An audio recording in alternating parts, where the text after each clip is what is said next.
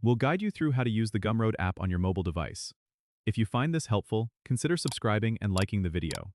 First, download the Gumroad app from the App Store if you're using an iPhone or from Google Play if you're on an Android. Once the app is installed, open it up and you'll be greeted with the login screen. If you already have an account, go ahead and enter your email and password, then tap the login button.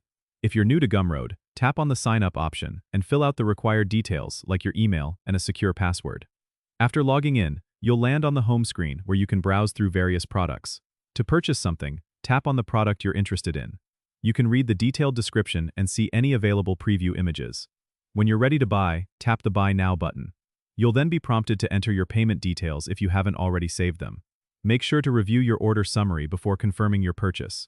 Once completed, you can access your purchased content directly from the library section in the app. This is where all your downloads will be stored for easy access. If you're a creator looking to sell on Gumroad, tap on the menu icon and go to the dashboard section. Here, you can upload new products, manage your listings, and track your sales performance. You can also customize your storefront by adding a profile picture and updating your bio to attract more buyers.